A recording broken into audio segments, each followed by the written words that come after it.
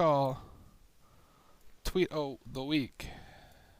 So, all right, let's rate Undertaker WrestleMania matches because WrestleMania is rapidly approaching, guys, and Undertaker will be the marquee Hall of Fame entrance. So why not look at some of his favorite, or some of our favorite, and some of everybody else's favorite, and maybe some of his favorite too. We'll have to see. But at least some favorite matches from WrestleMania's past with The Undertaker because he has some doozies. We have all 27 matches he's ever done because we were ambitious and we're just going to go through them all. Hopefully this works. Hey, it does. Okay, cool. Because we had to set up a new scene and everything, so it worked. Cool. All right, so let's get started on some of these matches. We're rating them 1 to 5 stars. So, yep, it's gonna be a situation of let's figure this out. All right, so some of these I have seen, some of these I have seen in part, and some of these I have not seen at all. So I'm going to rely on you to rate the ones that I haven't seen because I feel that's only fair. All right, I'm gonna get a couple out of the way to start. WrestleMania 9, Undertaker versus Giant Gonzalez. 1 star. Just gonna I put don't want to be mean, but yeah. that's not being mean. That's being truthful. That one's being truthful. We're just gonna get that one out of the way to start. That one it was a stinker. It just was a stinker. You want The setup was really cool. Like it was the Coliseum and they were at Caesars and it was in Vegas and he had the chariot with the bird and the whole thing. Like it was like the atmosphere was really cool. That's great. That's The great. match was awful. That's great. Let's go 10 years later. Undertaker, Nathan Jones versus A Train and Big Show. That's another 1 star. They tried. The fact that they had to take Nathan Jones out of the match day 1, the night of, because he was not ready to be in that match, and 2, he almost lost. Like they could have like killed the streak there just because they could have randomly. That was just terrible. Actually, weren't didn't they, I think somebody pointed out that technically the Undertaker streak supposedly broke in the Giant Gonzalez match because at one point doesn't he leave and he has to come back, and it would have been a count out. If he was counted out, but he was never counted out. So, but yeah, those are just figured we get those 2 out of the way. I'm trying to think of any others we could just stick down there, but I mean, yeah. Where is it? We're just gonna throw this one down there too. WrestleMania 15. We're just gonna plop the Hell in a Cell down there and just sort of leave it. The theatrics were something. They tried. You know, okay, all right. I'm gonna be honest. I've seen this one. It's not that bad. No. Well, yes, it is bad. It was technically a bad match. I would give it at least 2. You want to put in a 2? We can put in a 2. I feel like it deserves at least a 2 because it was a Hell in a Cell at WrestleMania. The match was not the greatest thing they've ever done, but the only thing that people remember from the match is the visual of Boss Man afterwards The, hanging from the cell. you know how hard it was to find a picture without him hanging? It was very difficult. Yeah, I'm sure. But yeah, that's the only thing people remember about that match is the fact that like the Undertaker, that the Brood hung the Boss Man afterwards. Like, and I use, hung in game basically in quotations. But like, that's the only thing that people remember about that match. So, but I would argue at least 2 stars because it really wasn't that bad. But this is like prime time Attitude Era It wasn't. glory right here. It really wasn't good. I just recently watched it again. It wasn't that good. Wasn't wonderful. It wasn't a 5-star classic, but he did good. Okay. Now that we got those out of the way, what are some you want to just sort of before we don't get, we could just chuck a few on. Is there anything on the list that you go, huh? WrestleMania 25, Undertaker versus Shawn Michaels. That's a 5-star. I will die on this hill. That is a complete 125% 5-star. Same with, I would say, 26. no. I Really? waffle on 26 so hard. And here's why, because 25 was the better match, but 26 was the better build. That's the thing. Like that whole program is like the build to 25 was like, I don't know, and then they went out there and they just stole the show, right? As they want to do. 25 also had the good and evil entrances. Yeah, they had the good entrances, they had everything. Like the setup for it was perfect because it was like the first time that Taker and Shawn had fought in like what, 10 years? So they came off those two back-to-back Rumble things to set up this, yeah. So it was a really, really good setup, but the build afterwards where Shawn comes back to Taker and he's like, "No, no, we're not done. I can't stand the fact that I didn't beat you, so I want to fight you again, and I'm gonna bring Hunter with me, and we're gonna do the thing." He And didn't, no, he didn't have Hunter with him, did he? no, remember he had Hunter with him because Hunter was like, because that's how they involved Hunter in it. It was because it was kind of the battle for Shawn's love. That was like the setup for it. No, And then no, then they you have the stories no no no no, let me mixed. finish. Because Hunter was helping Shawn, and Shawn put up his career, and then that's what they used for the setup for Oh, 27. there were 20, 28. No, 27. Because they fought at 27 and Oh 28. yeah, yeah, yeah. Okay. Because Hunter, that was like the whole stipulation for Hunter challenging Taker at 27 was you fucking retired Shawn, you asshole. And then the 28 was the battle for Shawn's love, just Right. straight up. Yeah, yeah. So I would, I still say it's a 5. I mean, I'll give it a 5, just just because the whole thing is, yeah, it's a 5. So, Now I so, will so say, on that argument, we should just put where is it? Battle for but Sean Love is 5 too. yeah, 28, the end of an era, that's a 5. That goes above 26. Yeah, because that was a spectacle. That was something truly to behold. Now I'm gonna say 27 was a 4. Um, And the only reason I say 27 is a 4 is I saw it live.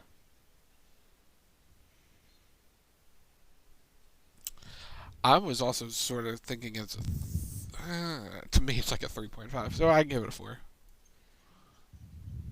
Like I think out of the 4 matches of that series, it's the weakest. Oh yeah. The See, entrances were badass though. oh yeah. So in my head, I was judging that match with 17, and I think 17's better than 27. Oh, 17 to me is a 5 star.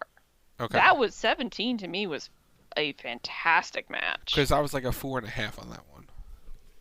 because they got violent in that. Yeah. Yeah. And it was at the Astrodome, and it was like it was a thing. At least to me, another 5 star, 2 5 stars. WrestleMania 14 and WrestleMania 20. Undertaker versus Kane. Mm, I say 14's higher than 20 14's higher than 20. Yes. because 14. that was the first time they ever faced each other, and that was like the conclusion or the conclusion of 1 year-long build and the start of the story between the two. I And th- that's just like where they just beat the shit out of each other for 20 minutes. I think 20's a 4. I'll give you a 4, but like 20 was cool just because that was when Undertaker revived the gimmick and they had Paul Bearer, and you just had Kane's fantastic acting job where he's like, "You're not real. You're dead. I killed you. You're not here. No, no," like the whole time. Yeah, it's like that's like a 4.2, 4.3. It's not a 5, but it's like it's a high 4. Yeah, it's a high 4. But it's like it's close. It's 1A, one. It's really close. But 14 is higher than 20. Yeah. So that's where we have to we have to just like separate it a little bit.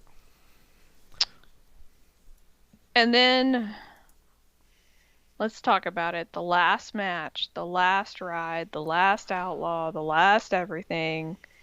The Boneyard match between Undertaker and AJ Styles at WrestleMania 36. I wouldn't call this a match. No, no, it's not. It's a fight. It's a cinematic fight. Mm, I could give it a 5 star just because of what it was. the meaning behind it, the finale of it all. Like, it was a really nice, if that's how his career is going to end, that was a really good send off. Yeah, Because to me, you got to see The Undertaker in all of his glory one last time. yeah, And they had all the smoke and mirrors in the world, and they were able to edit it and reshoot it and do all the things. And I know it was a really bad time for him, but like just the way that they did the overall presentation was like, there he is. There's my Undertaker. I've missed you so much. Welcome back. And then he gets on his bike and he just rides off into the night, which is like the perfect conclusion to everything. Is he's just like, fuck it, I'm out. yeah, And we never see him again yeah, till he retired. yeah. All right, so the guy gets one that out of the way. I'm gonna get some out of the way. Okay. Um, Undertaker Jimmy Snuka is a 1.5 2, so we'll put it in a 2. I don't think I've ever seen that one in its entirety, so I'll go with you on that. Undertaker King Kong Bundy is a 2. Because that was when they then melted the urn and made a Kama Mustafa's chain. I've Uh, never seen that one. the match was just okay, that's why it's a 2. Diesel and Taker in Diesel's final run was a 3. At WrestleMania 12. That had a nice build to it, and it worked. Um, it sort of felt like the swan song for Diesel, but Diesel wrestled one more match against Shawn afterwards. Um, Undertaker Sid from 13 for the title. Because Taker won the title, it bumps it I give it at least a 3. it bumps it up from a 2 to a 3 because it was a title win. The match was okay, but because he won the title there, that one sort of goes there. Um, Undertaker Jake. I'm I've never hemming. seen that one, so I'm hemming between a 2 and a 3. I'm gonna give it a high 2 because no one talks about it. It's like it's one of those matches where it was fine, but it doesn't. It's not like a match where, oh hey, out of all the Undertaker's great WrestleMania moments, good and bad, it doesn't lean good or doesn't lean bad, so no one talks about it. Like people talk about WrestleMania 19 and how bad it was. People remember how bad the Hell in a Cell thing was, right? yeah, it's not memorable. It's lost It in the shuffle. yeah, so it's like it's an average match. So that's 2 stars. I think that eliminates some of them. All right, so let's get into the nitty gritty. WrestleMania 18, Undertaker versus Ric Flair. This had a good personal build. This was a violent fight. They busted Flair open, which is not a surprise. Flair was trying to gain his confidence back fighting Taker. And it worked. It worked. He got he got his groove back. I think 3. I would give it a 3. Yeah. I mean, this was on the back half of Rick's career. He retired soon after this, so. But this was a good match. Yeah, this was right before his Evolution run for a little bit. It's a solid 3. It got him like he was the owner of Raw at this point, or owner of WWE. This was right before the brand draft, and where he became the owner into the Evolution run. Yeah. Yeah. So moving on from that, The Undertaker versus Randy Orton, WrestleMania 21. I'm thinking three, two or three. It was good, not great. I think they had better matches. Yeah, I would say they had a better series either before or after. I don't remember if it continued after or not. I think it wound up at SummerSlam or in the summer with his father and all that other. I think this was just the start of it, not the conclusion of it. Yeah, I would say that they had the better, like the conclusion of the feud where when Bob Orton got involved and you had all the stuff with the coffins and the dummies and them in the caskets and the fire and the whole thing, like when they did all the Taker magics with this, It got better. That was it that was got that was in good. that was in the summer, so this wouldn't have been the conclusion. This was been the start. Yeah, so but this was solid. Solid three, Yeah. low end three. All right. Undertaker versus Mark Henry. Casket match, right? Yeah. Yeah, this was a casket match. Two. Yeah, I don't remember this being one of his better ones. Like it was okay, but again, it's kind of like it falls into the same trap of Jake where it's not memorable. Unfortunately, it's kind of middle of the road. It was just It there. was one of the weaker matches on that show. I think it got thrown together at the last minute too. I think it was one like there wasn't really any build to it and there wasn't any like follow up to it from what I remember because I don't even remember what got them there. I don't remember the build much. So that tells you everything you need to know right there. And I remember a lot of pointless WWF stuff. He does. I can tell you all the shit the stupid shit that happened on a random episode of Raw. This shit I don't remember. Yeah. So give it a solid 2. Mm-hmm. All right, Undertaker versus Batista. Just rewatched this a few days ago. It's good. It's not a 5. I would It's say a 3 or a 4. yeah, it's in between a 3 and a 4. All right. Looking at what we got left, right? Mm-hmm. I can put this as a 4. Based on what's left, this would be a 4. Yeah, this is a 4. Because it's trying to judge everything off of everything else and sort of line it up. Based on what's left, that's a solid 4. Okay. All right. And it was a title win, and yeah, that gives it a point. And it adds it takes it from probably a 3 to a 4 because of the title. Yeah. Undertaker versus Edge. I would say this is a high 4. This is a high 4. It's not a 5. It's not a 5.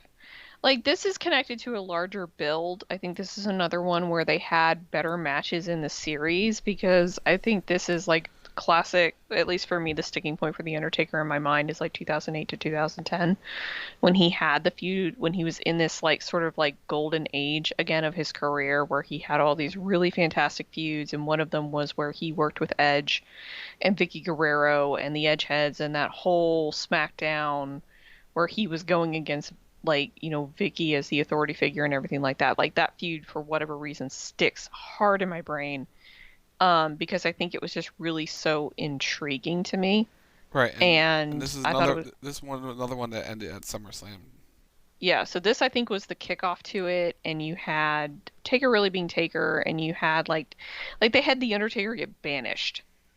Mm-hmm. Like they suspended the Undertaker, which I don't think has ever happened, but they're like, yeah, no, we're gonna suspend him for like 30 days, and then Edge is like, hey, honey, guess what I did?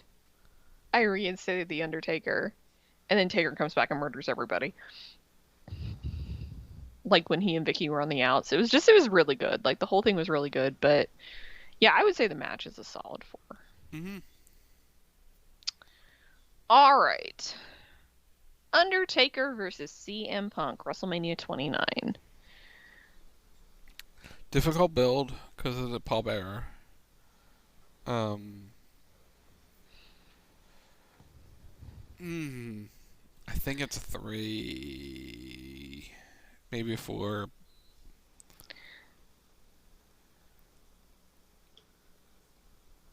I think it gets overshadowed by what happened at 30. Like the build was for this was really well done, all things considered. It was very personal.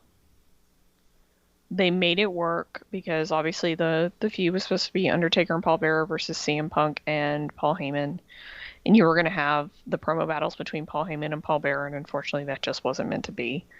So they did the best they could. They made it work. I think this match is more memorable for the feud versus the actual match itself. So to me, I would say it's between a 3 and a 4. Because there's nothing in that match that especially like sticks out in my brain. I give it a 3.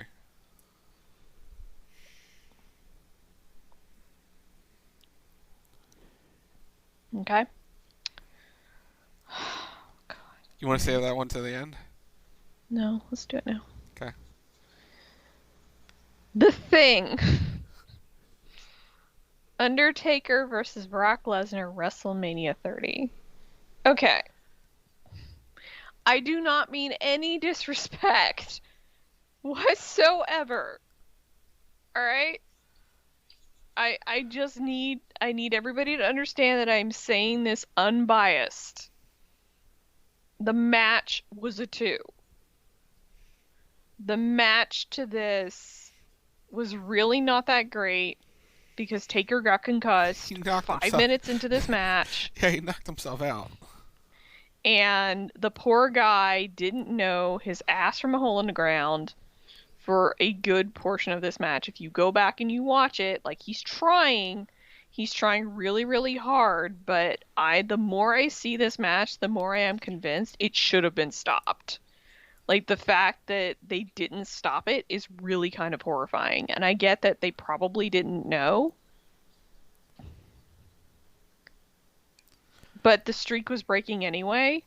So, what a better way to break the streak than like, oh hey, the Undertaker's concussed. We have to stop the match. So the quote that came out today was basically they wanted to put him in the Hall of Fame after this match because they figured he was done. And he's like, no, I can't remember the match. I'm going to keep going. Like, God bless Mark. And then he's like, yeah, I did some more stuff after that. Nothing was really ever, the right time. And then I wrestled AJ and I was good. It's like, God damn, Mark. Like, what the hell, dude? So, alright. WrestleMania 31, Undertaker versus Bray Wyatt. I'm going to say the match was a 3. The build was better than the match. Because speaking of people getting hurt, Bray hurt himself. Bray broke his foot. Like the day of. Or twisted his ankle or did something the day of. Twisted his ankle day of. And so he was doing the best he could with it. Taker had his confidence shaken. So he was working with that. And I think Bray helped Taker kind of get his confidence back. In terms of everything. Because he was still shaken up from WrestleMania 30. But the build to this, the build was better than match, but the build was somewhat lacking on this too, because I think, at least for me personally, I wanted Undertaker to be more involved, because at the time, this was a really highly anticipated feud, because Bray was super hot, and everybody wanted to see what he could do with Taker. Now we got more stuff later on, because in the summer, Taker came back and worked with him again, which I think speaks volumes to it. They let Bray walk off with The Undertaker, which nobody ever fucking talks about. But Bray Wyatt did kidnap The Undertaker. He's the only person to ever do that. Just FYI. And they had the whole feud leading into Taker's 25th anniversary in WWE at Survivor Series, which I got to see. But yeah, the match itself was a 3. There's a lot of these that they like kicked off at WrestleMania, and then like the conclusion was obviously better because it's the conclusion. It's kind of interesting how many of his feuds start at WrestleMania. Like they conclude at WrestleMania, and then they re-pick up in the summer because he has foils for the months, or he takes time off, and then he comes back. Yeah. All right. What's next? So up next, we have WrestleMania 32, The Undertaker versus Shane McMahon, aka the night Shane McMahon died for our sins. Fuller. Yeah, this is a 4. This was good. It deserves a 4 just for the fact that Shane McMahon flung his body off the top of the cell onto an announce table. Okay. Like that level of commitment, that's a 4. Undertaker versus Roman Reigns, WrestleMania 33. You really want to know where I want to put this? I kind of want to make it a 3. I thought a 3. I had it at a 1. Oh, I was being nice. This was not great. It's a 1. He It's a shouldn't have 1. been. He shouldn't have been in the ring. I can give you a 2 if you really want to be nice. But No, it's a 1. It's not good. it's the highest one you can get, but it was a 1. Yeah, he'll even admit that. He shouldn't have been in the ring. Yeah, he said as much. He wasn't conditioned for it. He wasn't in shape. He had a really bad showing. And yeah, I think this was all because this was coming off of like Shane and was he done with Shane? And it was a really awkward period where it's like every year is, well, is this going to be the Undertaker's last match? Nobody knows. And it was just strange because he would come back and he would come back and he would come back and he would always think, oh, well, that was a really good ending or that was a nice conclusion. And like he wrestled Roman and he was like, he didn't have a good match with Roman. It just was not impressive. They tried, like they really, really tried. I think he really wanted to do that for Roman and he wanted to go out on his back and he did go out on his back because technically in his mind he retired, but then he came back 2 more times. Or no, excuse me, 3 more times. And yeah, because he didn't like the way it finished. So yeah, this is a high 1, low 2. And last, but certainly not least, speaking of his returns, The Undertaker versus John Cena, where John Cena challenged The Undertaker and heckled The Undertaker and called him out and demanded he show up at WrestleMania because John Cena needed to be on WrestleMania. And The Undertaker obliged John Cena. I wouldn't call this a match. I would call this kind of a whooping. It was like 5 minutes. Yeah. I would say this is a generous 3. Yeah. Because I think because Taker came back and he was in shape and he was looking good. He'd had the hip surgery because that was the other thing that hurt him in the Roman match was he desperately needed to have knee and hip surgery and he just hadn't had it done. And when he came back for Cena, he'd had the hip surgery done and you could just tell he was moving better. He was walking better. He wasn't in pain. He was good to go. And I think he wanted to go longer than 5 minutes. They weren't going to let him. Because I think that was always the one feud match we never really got was Taker versus Cena. We got it in like the very forefront of Cena's career, and then they never really did a lot with each other after that because they were on opposite shows. But this was good. But yeah, that's our tier list of the Undertaker's WrestleMania matches. Do you agree with what we picked? Would you move stuff around? Tell us, on the Twitters at Rack Radio Show, at Wild Talk Radio, at Lynn's Ward, or if you're watching this, are we putting this out on YouTube? Maybe. I guess If we put it out on YouTube, tell us in the comments. we can maybe. Why not? Doesn't hurt. It doesn't hurt. It doesn't hurt. Okay. YouTube, hi, likes,